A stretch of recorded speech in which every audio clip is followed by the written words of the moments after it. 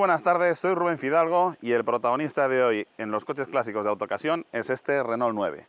Ya sé que tiene un aspecto de coche sencillo y que hemos conocido prácticamente todos en nuestra infancia, pero es uno de los coches con más galardones que hubo en su época. Se presenta en 1981, es un coche con una tecnología bastante vanguardista pese a su sencillez, luego os explicaré todo en detalle cuando hablemos de la mecánica, y es uno de los coches con más premios otorgados en su época. En 1982 empieza a fabricarse en España gracias a FASA Renault.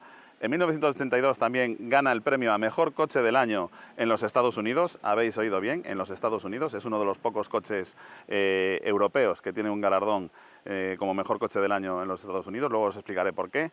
En el año 83 gana el premio a Mejor Coche del Año en España. El premio ABC también se le otorga al Renault 9, y es que es uno de los coches más modernos que había hecho la Régie en su momento. Eso lo iremos viendo después, poco a poco, a lo largo de la prueba. Así que venga, al lío.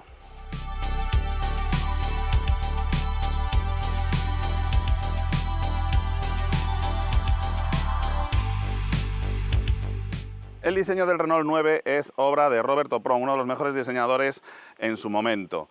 Robert Opron estaba trabajando para Citroën y, como se suele decir en Galicia, home pequeno, fol de veneno, que traducido al castellano viene a ser algo así como hombre pequeño, saco de veneno. Y tenía un temperamento bastante fuerte este caballero, de forma que en cuanto Peugeot se hace con el control de Citroën, pone pies en polvorosa, se marcha de la nueva sociedad PSA y empieza a trabajar para Renault, donde va a hacer proyectos como, por ejemplo, el Renault Alpine A310, del cual tenemos también vídeo en Autocasión, o los Renault 9 y Renault 11. La verdad es que Opron hizo muy buen trabajo. Estamos en unos años en los que gustan mucho los coches de 3 volúmenes, luego cuando veamos el lateral lo veréis en este, y pese a hacer una carrocería de 3 volúmenes en un tamaño muy pequeño, lo hace de forma muy proporcionada. Como digo, el diseño está muy bien resuelto, se ve que es un coche muy moderno en 1981, el proyecto L42 del que surge este coche nace en 1977 y es el primer Renault con motor transversal con el permiso del Renault 14, eso sí, con la caja de cambios puesta en prolongación del motor en lugar de integrada dentro del cárter como sucedía con el Renault 14.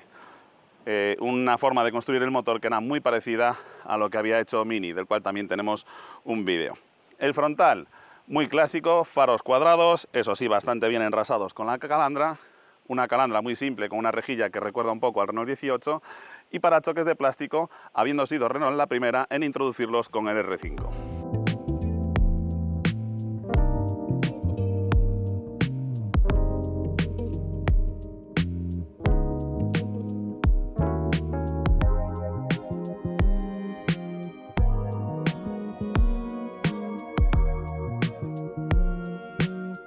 Del proyecto L42 nacerían dos modelos, el R9 y el 11. El Renault 9 con una trasera muy típica de Opron, con ese cristal en forma de cúpula, similar al del Citroën SM, también diseñado por Robert Opron, o incluso al del Citroën Tiburón, aunque la trasera del Tiburón es de Bertoni, no es de Opron. Opron en el Tiburón lo que rediseñó fue el frontal. Pero bueno, a Opron le encantaban los cristales muy curvos y con formas muy complicadas, como os explicaba en el vídeo del GS. En el R9 tenemos una línea mucho más sencilla, tipo sedán, y es que este coche podría decirse que es algo así como el sucesor del Renault 7. En España, en aquellos años, si querías vender un coche a un determinado grupo de la población, tenían que ser coches de 3 volúmenes. Nos encantaba ponerle culo a los coches. Al Renault 5 le pusimos culo y sacamos el 7, a los MG le pusimos culo y sacamos los Austin Victoria, que por cierto también quedan poquísimos. Pese a esta carrocería de 3 volúmenes, Opron hizo un trabajo excepcional en conseguir unas proporciones equilibradas en un coche que apenas mide 4,04 metros de largo, más o menos lo mismo que un Seat Ibiza. Conseguir que un coche de 3 volúmenes tan pequeño se vea proporcionado no era nada sencillo. A mí personalmente en la vista lateral me recuerda bastante al Peugeot 305, sobre todo el corte del cristal de la puerta trasera y la forma de la luneta y el pilar C.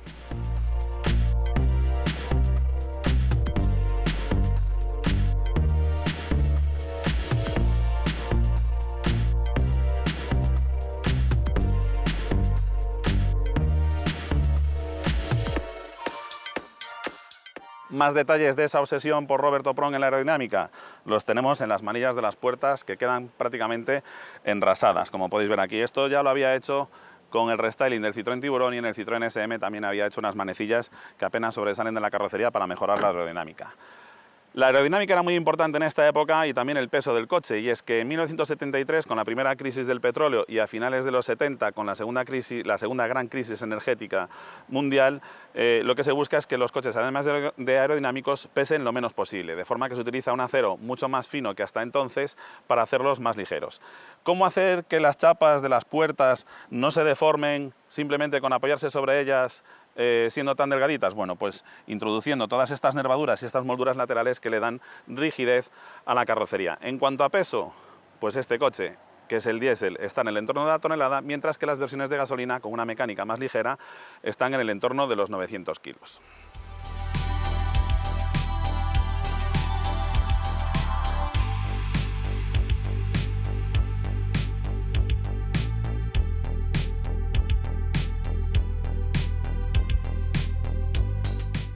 Como os decía, esta versión que estamos probando del Renault 9 es un GTD. Esta versión diésel aparece en 1983 con una mecánica completamente nueva de Renault y que consigue ser muy ligera pese a estar construida con un bloque de fundición sin camisas.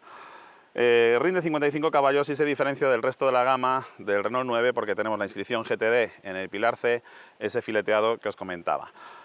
No es fácil encontrar una unidad en este estado. Le damos las gracias a Juan Portugués Martínez por darnos la oportunidad de probar este coche, porque, como digo, aunque fue muy frecuente en su momento, los coleccionistas de coches clásicos somos bastante pijos y tendemos a infravalorar estos coches populares, y es mucho más difícil hoy en día encontrarse un Renault 9 que, por ejemplo, un Mercedes alas de gaviota.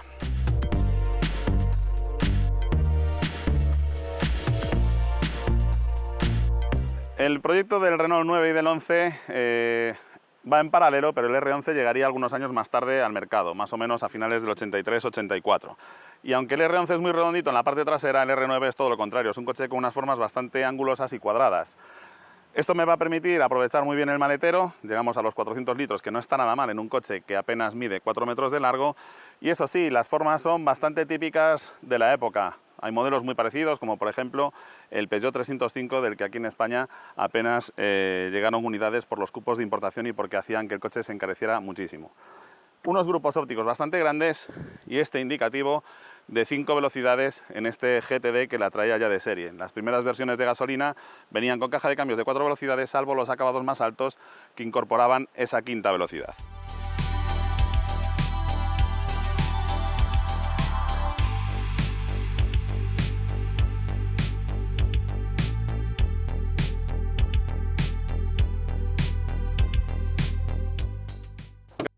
Gracias a su tercer volumen, el Renault 9 cubica 400 litros de maletero, además con unas formas, como veis, muy aprovechables. Vamos a ver qué motor es ese tan moderno que tenemos debajo del capó de este Renault 9. Y se trata de un motor de 1,6 litros de cilindrada, diésel. Como os decía, aunque el primer Renault en llevar un motor transversal fue el R14, aquel tenía la caja de cambios metida prácticamente en el cárter del motor, era un motor desarrollado en colaboración con PSA. Este es el primer motor transversal, puramente transversal, con la caja de cambios en prolongación que hace Renault, y por eso consiguen que el R9 tenga tan buena habitabilidad. Este motor diésel era de concepción completamente nueva, muy moderna en su momento, con una aleación especial en la fundición gris del bloque motor, bomba rotativa distribuidora y una potencia de 55 caballos, que parece que no son muchos, pero tienen que mover apenas 1 tonelada. Fue el diésel más vendido en España en su momento. Al abrir las puertas delanteras del Renault 9 nos damos con un interior muy típico de la época, en el que predominan las formas rectas, detalles de lujo, por ejemplo, en el acabado en 2 tonos de los plásticos del salpicadero, los asientos con tapicería de velour. Además os voy a contar un detalle muy característico de los asientos, y también las luces de lectura para los pasajeros. Como veis, el interior es muy luminoso, era una época en la que los marcos de las carrocerías eran mucho más finos que ahora y la visibilidad y la luminosidad dentro era mucho mayor. Un diseño muy original de los asientos del Renault 9 es que, en lugar de tener 2 correderas una corredera por cada lado, tiene una por el medio. Eso va a permitir a los pasajeros traseros meter los pies por los laterales y, aparte de eso, que el asiento bascule de esta forma tan original. Aquí veis el salpicadero, como os decía, con líneas muy rectilíneas, salidas de aireación en la parte central, que no era frecuente en la época, y un cuadro de instrumentos muy sencillito en el que no tenemos cuantas revoluciones al tratarse de la versión diésel.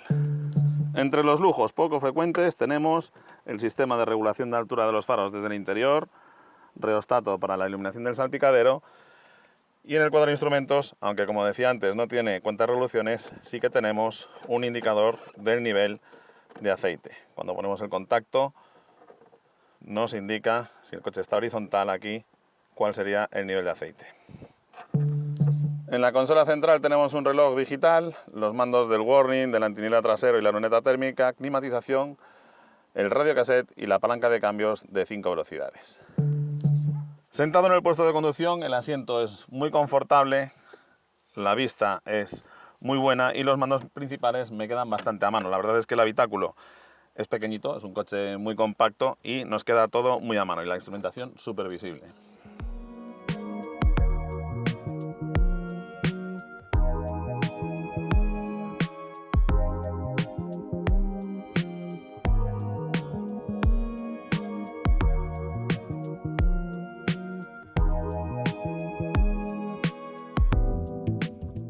Al abrir las puertas traseras tenemos una banqueta toda corrida, bastante espacio para las piernas para ser un coche de 4,04 metros de largo y un mullido muy típico francés, muy blandito en la espuma de los asientos. Fijaos cómo han cambiado las proporciones de los coches en la actualidad. 4,04 metros de largo, un maletero de 400 litros y yo aquí en las plazas traseras con el asiento delantero colocado para mí, un conductor de 1,85 m, me caben las piernas perfectamente sin pegarme en los asientos delanteros. Además es realmente cómodo el poder echar los pies por los laterales en la parte baja de los asientos. Eso sí, la anchura para 3 de mi talla se queda un poco escasa.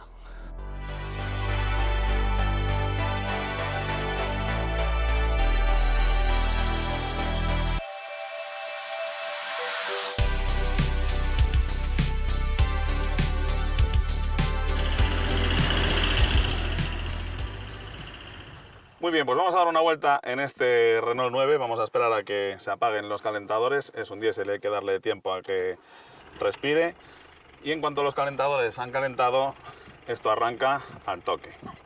Así que venga, vamos a probarlo. Como digo, es un motor de 55 caballos, fue el motor diésel más vendido en España en su momento, este coche era muy frecuente verlo en los diésel en las ciudades, en los taxis, perdón, en las ciudades, porque tenía un consumo muy bueno y además tenía mucho confort. Era un coche en el que se podían pasar muchas horas de trabajo con un gran confort. Desde luego me llama la atención que siendo un diésel de esta época es bastante silencioso dentro, me lo esperaba mucho más ruidoso. Los coches diésel de esta época eran mucho más ruidosos que este motor. Renault aquí hizo un motor bastante silencioso y con un funcionamiento muy suave. La verdad es que esos 55 caballos lo mueve muy bien. Este coche tiene ya cerca de 400.000 kilómetros en su haber. Ha llevado una vida bastante no dura porque lo han cuidado bien, pero sí que le han hecho muchos kilómetros. La verdad es que una vez en marcha me está sorprendiendo este Renault 9 por la poca rumorosidad del motor, las pocas vibraciones que llevan también de la mecánica al interior y el confort. La verdad es que era un coche muy cómodo y eso explica por qué lo utilizaron tanto los taxistas en su momento, porque gastaba poco y era un coche en el que se podían pasar muchas horas al día sin demasiada fatiga. ¿Qué tal de equipamiento? Bueno, pues este coche costaba alrededor del 1.100.000, 1.200.000 pesetas, estaba de la mitad hacia arriba en la gama del Renault 9, porque los diésel costaban bastante más que los de gasolina, y a cambio de ese dinero teníamos un coche con pintura metalizada, con tapacubos, con luces de lectura, con un indicador de nivel de aceite, regulador de altura de los faros desde el interior, tapicería en 2 tonos, reloj digital, antinielas trasero, en fin, no estaba mal equipado para la época. Como digo, me llama la atención su rodar porque el coche es súper cómodo, las suspensiones son muy blanditas. Renault aquí estrenó en este coche la suspensión delantera McPherson con muelles y la trasera por barras de torsión, aunque esta vez sí las barras de torsión van concéntricas de forma que ya no tienen que ir una por delante de otra, lo cual hacía que los Renault 5, Renault 6, Renault 7, Renault 4, Renault 16, todos estos modelos fueran más cortos de distancia entre ejes de un lado que del otro. Esa asimetría desaparece por completo en los Renault 9 y 11, ya que las barras de torsión traseras están diseñadas de otra forma. El coche es súper cómodo, las suspensiones son muy blandas, esto hacía que cuando iban 3 adultos o 3 personas sentadas en los asientos traseros, el coche fuera completamente arrastrando por el suelo, algo que no sucedía en los Citroën GS y GSA gracias a la suspensión hidroneumática. Pero la verdad es que el coche es súper cómodo, y eso que esta unidad tiene ya muchos kilómetros, más de medio millón de kilómetros encima, y se le notan algunos ruidos, como por ejemplo le noto un ruido de rodamiento en la rueda delantera, pero bueno, el coche ha tenido su vida y nos la está contando. En cuanto a consumos, pues fijaos, Renault homologaba un consumo para el Renault 9 diésel en el entorno de los 4,5 litros, 5. Es un consumo muy bueno incluso para los estándares de hoy en día. De hecho, por eso se vendió tantísimo este coche, porque tenía unos consumos ínfimos. Juan, su propietario, me habla de que él, que lo ha utilizado mucho este coche en los 26 años que lo ha tenido y que lo sigue teniendo, aproximadamente venía haciendo en el orden de los 700 kilómetros con un depósito. Un depósito tiene en este coche una capacidad de 45 litros más o menos, ¿de acuerdo? Con lo cual, pues, como os digo, es un coche muy económico. Imaginaos que en un coche moderno, con una inyección diésel moderna como las que hay ahora, en lugar de esta bomba rotativa y de esta inyección indirecta, con las eficiencias que hay hoy en día, pero... y también aerodinámica, porque bueno, este no deja de tener un CX de 0,38 que no estaba mal en su momento, pero que hoy en día es un valor bastante discreto. Si hoy en día consiguiéramos que los coches pesaran como este, en el orden de 1 tonelada en lugar de 1,5 toneladas, que es lo que pesa un coche más o menos de esta categoría, un segmento C hoy en día, y unas ruedas más razonables, estamos hablando de que este coche tiene unos neumáticos de 165 milímetros de ancho en llanta 14, los coches gastarían muchísimo menos. Estamos hablando de consumos en el entorno de los 3 litros. Sería mucho más ecológico que lo que estamos haciendo con coches, primero con carrocería SUV, con poca aerodinámica, unas ruedonas con unas fricciones terribles y unos pesos exagerados. De acuerdo que la seguridad no es la misma. En caso de impacto en este coche, la carrocería se deforma muchísimo más que una carrocería moderna en las cuales se utilizan aceros de alta resistencia, pero hay un término medio. Vale que un coche actual es casi imposible hacerlo bajar de 1 tonelada, como sí que era fácil relativamente en los coches de esta época, pero nos estamos volviendo muy locos con el equipamiento en los coches. Climatizadores bizona en coches que tienen un habitáculo muy pequeño y realmente es imposible diferenciar 2 zonas. En fin, creo que se nos está yendo la cabeza en algunas cosas y lo estamos pagando, pues eso, en consumos mucho más altos de lo que deberíamos tener, y por lo tanto también emisiones, contaminación, coste de utilización, etc.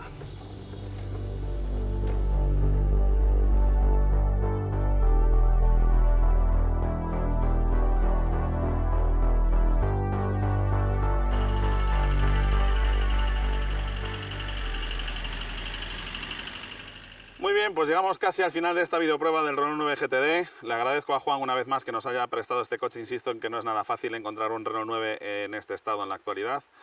Y antes de decirte qué es lo que más me ha gustado y lo que menos me ha gustado de este Renault 9, me gustaría recordarte que te suscribas al canal de Autocasión, actives la campanita y así estarás al día de videopruebas que van a resultar muy interesantes, vídeos prácticos muy útiles y también vídeos de coches clásicos para conocer un poco de la historia del automóvil. Como por ejemplo la historia de este Renault 9 que, insisto, ha sido coche del año en América, en Europa y en España en 1983. Ha sido elegido por ABC el coche del año. En fin, ¿qué es lo que más me ha gustado de este Renault 9 GTD? Bueno, pues por un lado sus consumos. La verdad es que gastar menos de 5 litros a los 100 kilómetros en 1983 era una auténtica pasada. Era un coche muy económico y que hacía muy rentable su uso a los profesionales del automóvil, como por ejemplo los taxistas. Lo segundo que más me ha gustado es su confort. Es un coche muy cómodo de conducir y muy cómodo para viajar en él. Y lo tercero que más me ha gustado son esos detalles inconfundibles de Roberto Pron, como los pasos de rueda traseros que casi cubren la rueda, las manillas enrasadas, etc. Por el contrario, ¿qué es lo que menos me ha gustado del Renault 9? Bueno, pues su potencia. Es cierto que 55 caballos en su momento lo movían francamente bien y en las revistas de su época se hablaba de que bueno, era un coche que para sus prestaciones se movía muy bien, pero sí que es cierto que si le metes a 5 personas aquí con 55 caballos en las rampas le cuesta un poquito el moverse. Lo segundo que menos me ha gustado del Renault 9 es que el mullido de los asientos, es la goma espuma, ha envejecido bastante, aunque también es cierto que esta unidad ronda el medio millón de kilómetros. Y lo tercero que menos me ha gustado del Renault 9 no es culpa del Renault 9, sino de los coleccionistas, y es que son coches que están muy infravalorados por la afición, de forma que Si andas buscando uno, como siempre te estoy diciendo, es mejor que busques uno que aunque te parezca caro esté en buenas condiciones, porque cualquier trabajo de restauración en este coche no lo vas a amortizar. Ahora sí, ya me despido, como siempre, hasta luego y mucha suerte.